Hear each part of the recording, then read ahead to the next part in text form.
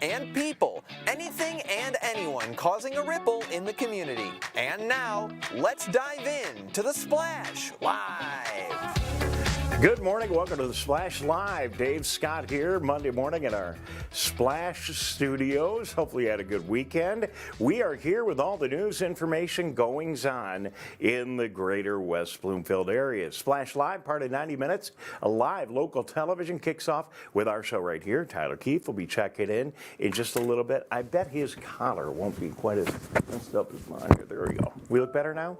Excellent. All right. Splash Live, 9:30. Megacast at 10 o'clock today, an hour and a half of live local television. The only program where we fix our clothing during the first 30 seconds. So it's just us together. It's cool. Hey, good to have you with us today. It's easy to watch our programs across all of our platforms, and that includes Civic Center TV. You can find us on Comcast, Channel 15. Been there for 20 some odd years. AT&T, Channel 99. There's a menu, pick West Bloomfield, Kegel Harbor, Orchard Lake, or Sylvan Lake on Channel 99 on AT&T.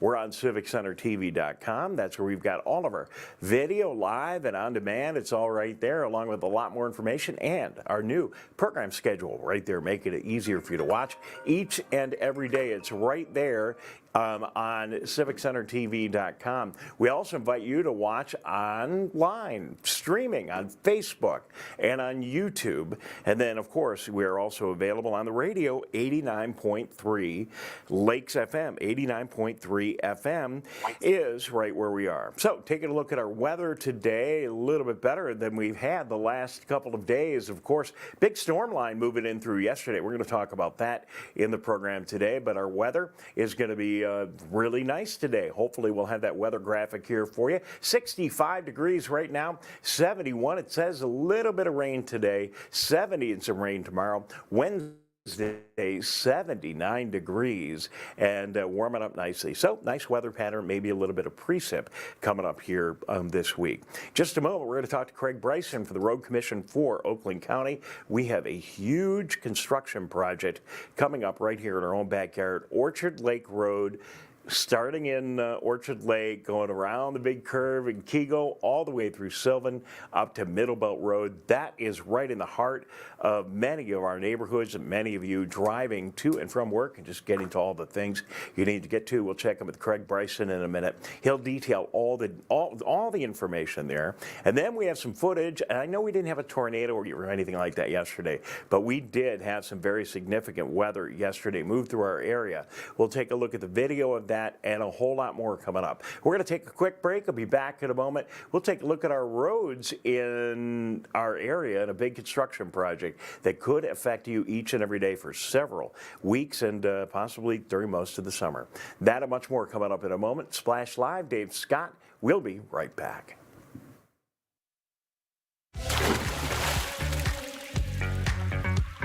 We'll be right back with the Splash Live.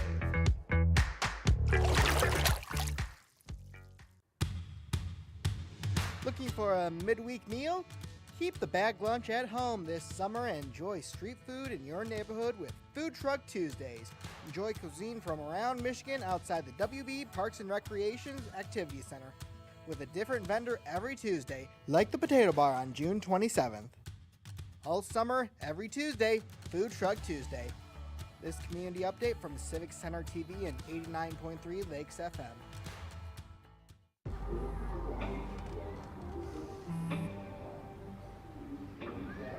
I don't know why you're so sad. You've got a roof over your head. You gotta stop with that depression stuff. That's what white people think. You alright? It just feels like it's coming from everywhere. Do you want to talk about it? You can talk to me if you're feeling sad. Whenever you need to talk, I'm here, okay?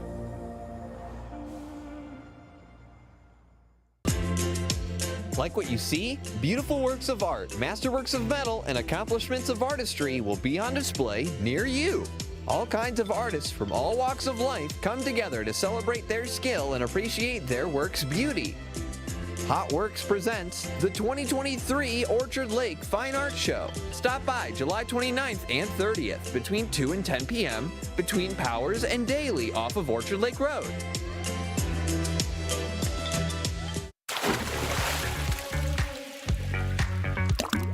And now, back to the Splash, live.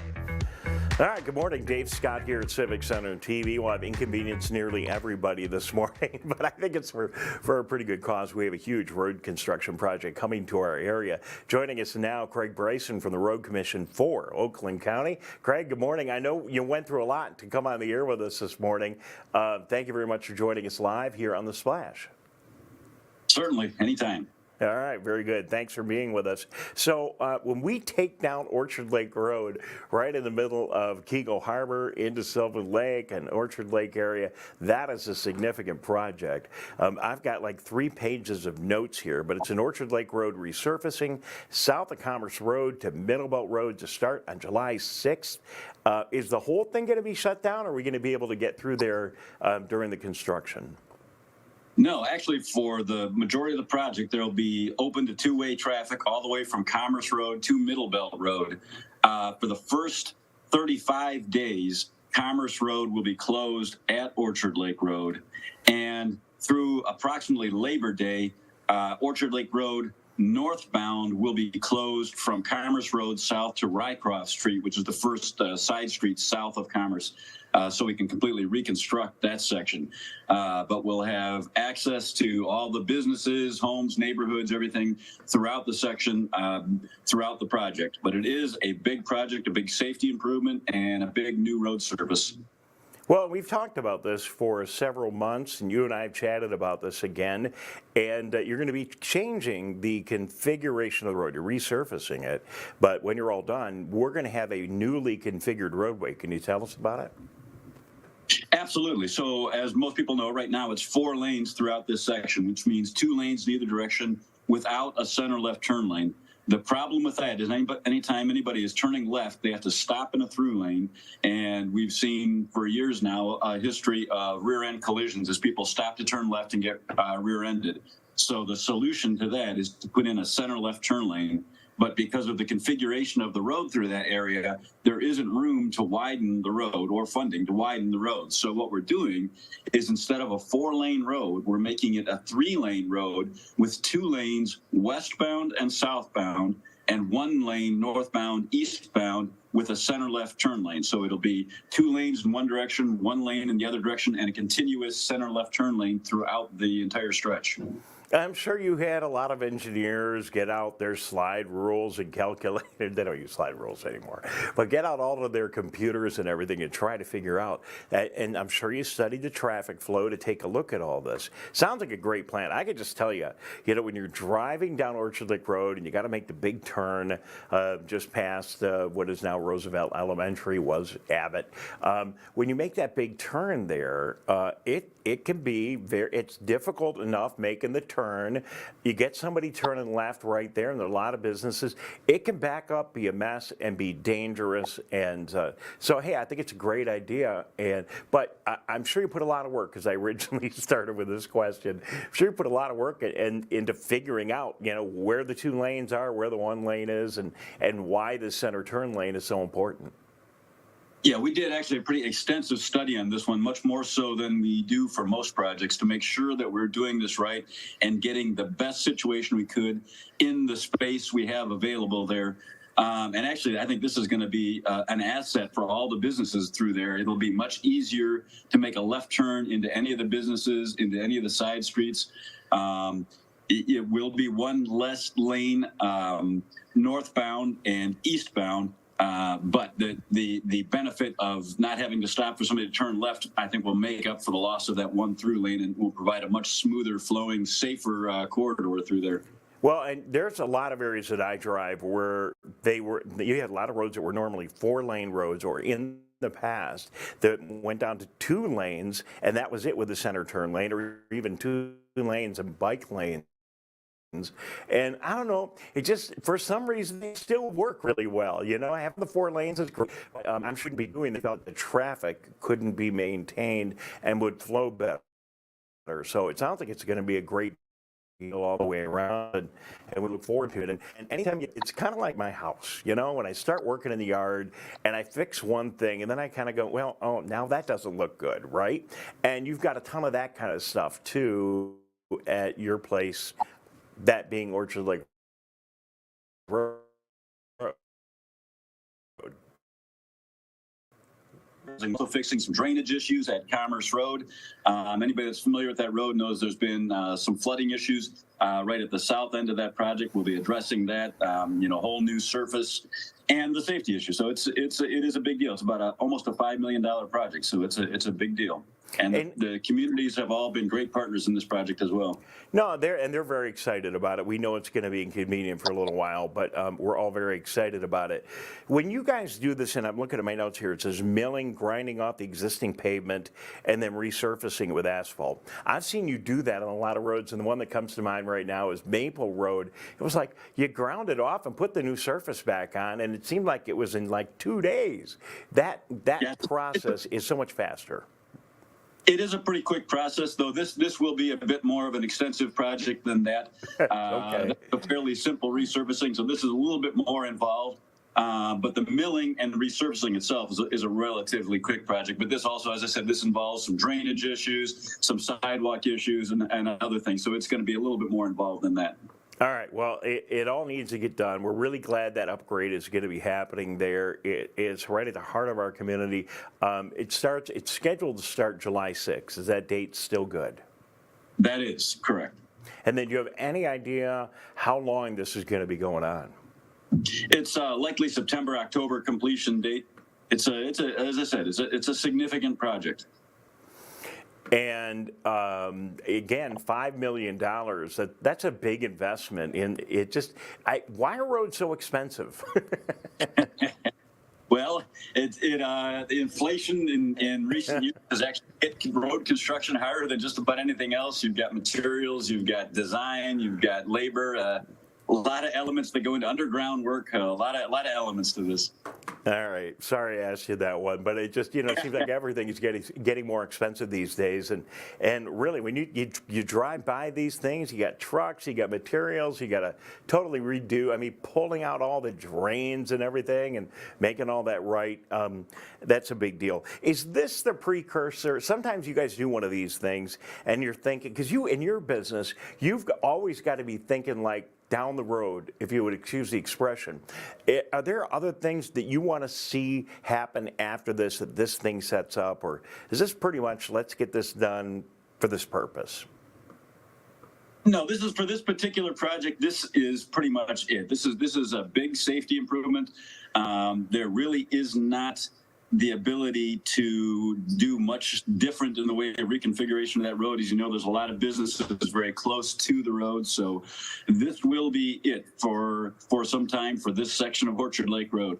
All right. Well, hey, great job. Thank you very much for the update. I know you went through a lot to get on the air with us. By the way, this worked really good on your cell phone. Thank you very much. It did. Technology, ain't it grand, huh? Hell yeah. Greg, you always say yes when I call. Thank you very much. We'll be looking for the road crews out on the 6th of July. People in the area, just be aware, it's coming, and it'll be here in a couple of weeks. So thanks again. Craig Bryson for the Road Commission for Oakland County, making it all better for us, and we'll put up a little bit of inconvenience. So we had a big weather event here in the state of Michigan, and a very severe line of thunderstorms came through our area last night. It wasn't here long, but it was a very significant line. And we are seeing more and more weather events happening all over the country. But it doesn't seem like it's been quite as bad here in Michigan. Michigan can have, and we can see some very heavy storms like we saw yesterday right here in our area. We come back, we're going to talk to a group of storm chasers that are actually right here in Michigan. And they're all about chasing our storms right here at home.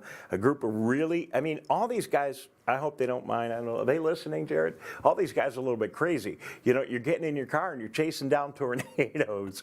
But we're going to find out, good crazy. We're going to find out all about that in just a minute. Michigan storm chasers check in next. Good morning. It's The Splash Live. I'm Dave Scott. We'll be right back. We'll be right back with The Splash Live.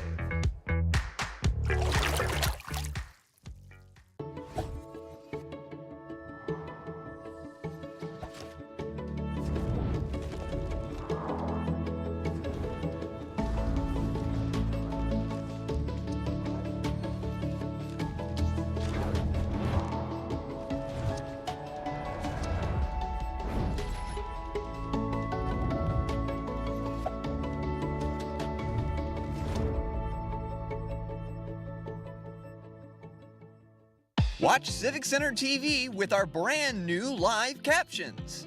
To turn on live captions, go to civiccentertv.com and click Watch Live. In your web browser, click on the Options tab in the top right and find the Accessibilities tab. Then just switch on live captions to heighten your enjoyment of our local programming. Thank you so much for watching Civic Center TV.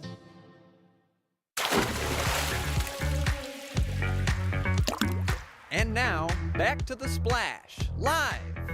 Good morning and welcome to the Splash Live. Dave Scott here, Civic Center TV, all around suburban Metro Detroit, where we had a whale of a line of thunderstorms move through yesterday. Now, forgive me, I'm totally a weather geek.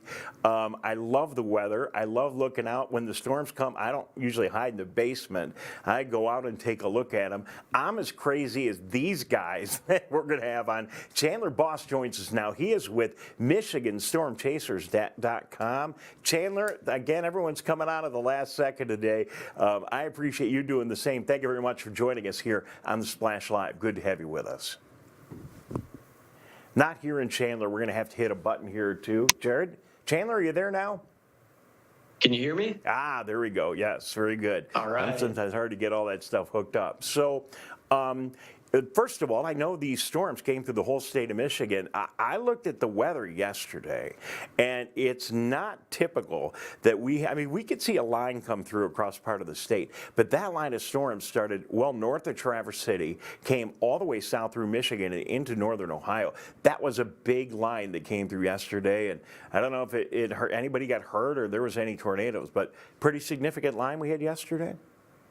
Yeah, I mean, after having no severe weather at all for the entire duration of the later spring and, early summer, we are very happy to see some weather come through the state here.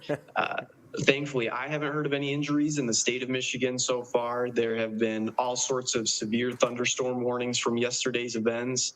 I think the total count was somewhere in the low 40s. I'd have to double check that, but that's kind of what I've heard so far. But it's really nice to see a good summer thunderstorm go all the way across the state. Well, Chandler, I'm like you. Now people are going, hey, you guys, you're crazy. Look, no storms all the way through the spring and into the beginning of the summer season almost. That's a good thing for most people. You and I, we like to, get out there and take a look and chase these storms and see what's going on. So how did you get into this game? How does one become a storm chaser? Well, the first and foremost is, right, you want to have the interest in the weather that, you and I both have and the rest of the Michigan Storm Chasers have. Then there's a Skywarn training that is put on by the local National Weather Service. So, over in Detroit, you have one over there. There's one in Grand Rapids, northern Michigan, as well in the Lower Peninsula, as well as Marquette. The Skywarn training will teach you how to identify parts of a thunderstorm and do a little intro to storm chasing. But it's a lot of watching on YouTube and learning and trying to figure out what a storm looks like, and then being confident in your driving skills and making sure that you drive safely while you're running along with a thunderstorm. But a great way to get into it is just practicing with a local thunderstorm. Don't start out with the tornadoes. Yeah. Well, and you guys have taken it to a new level. So I'm an amateur radio operator, and I grew up with a lot of amateur radio operators, and a lot of people in the ham radio community go out and get the Skywarn training, and then, they activate when a storm comes through. And the idea is you're supposed to, get outside, take your little radio, and then communicate with people with what you see to warn people in case there is a line of storms that is dangerous. You can only see so much on the radar, and the radar is getting better. But this era of storm chasers that you have popped up in, that's a totally different ballgame. We're not guys standing here hiding out, in our backyard looking a little bit. You guys actively get in your car and try to chase these storms down so you're just at the right spot because you're trying to help people. Let them know where they're coming. But don't you also want to get that really dramatic video? Isn't that part of the reward for a storm chaser?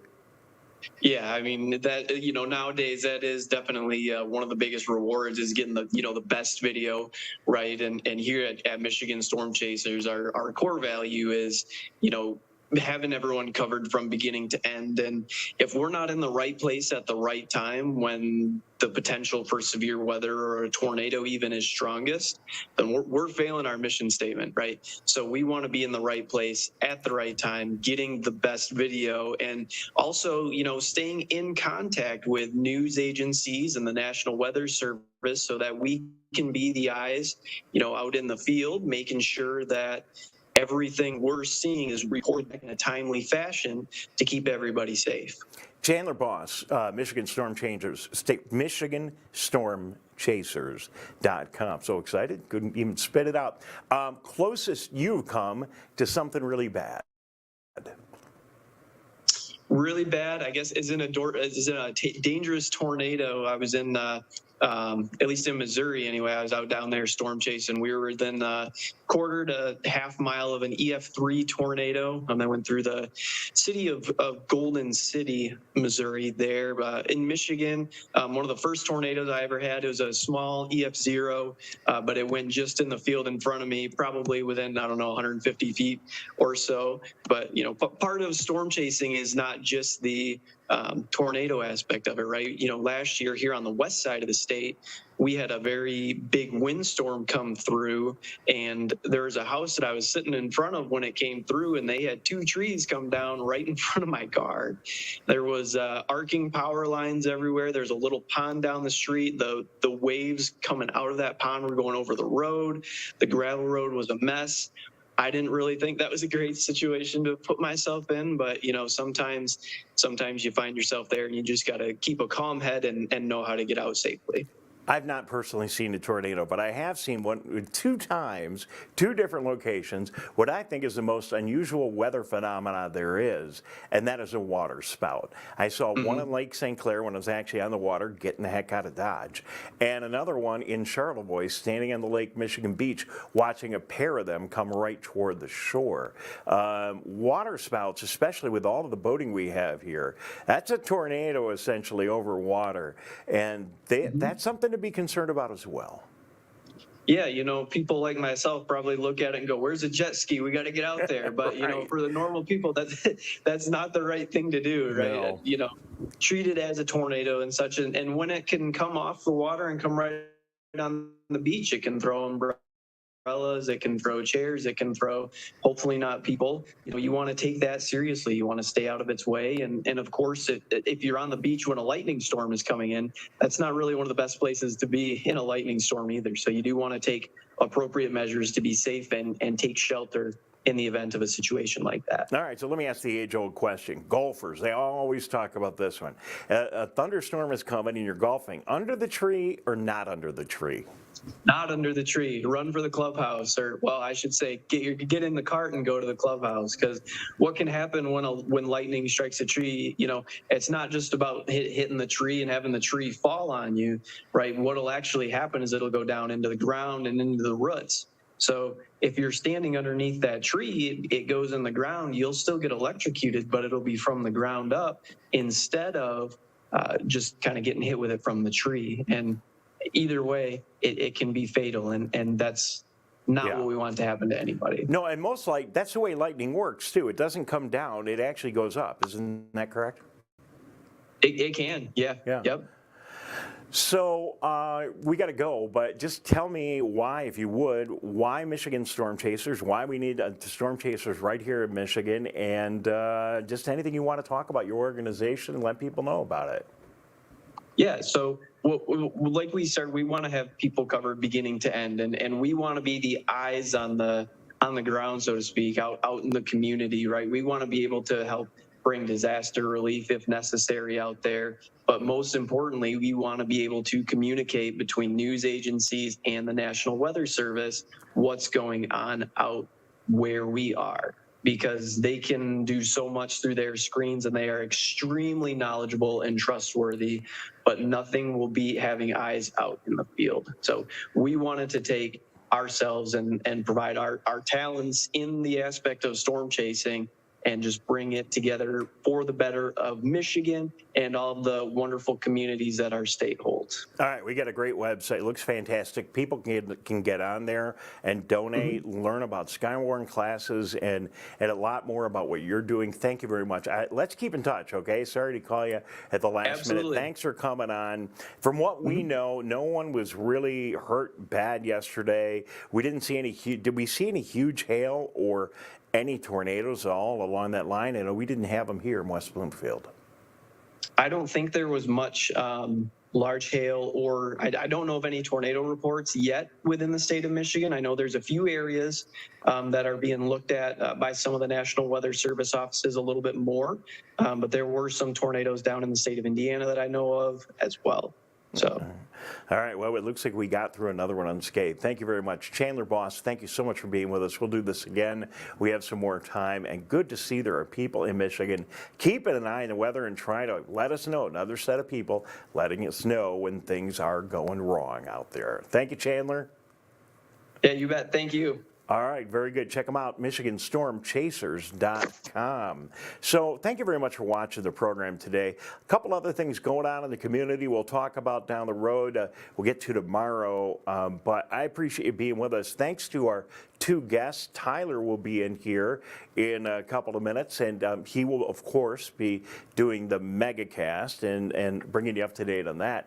I invite you, and a good opportunity, we just had the Storm Chaser on, invite you to go to CivicCenterTV.com. A couple of things you might want to look for. First of all, if you're into storms and interested in all that's going on in the storm world, take a look back at the tornadoes that we had here in West Bloomfield in the 1970s.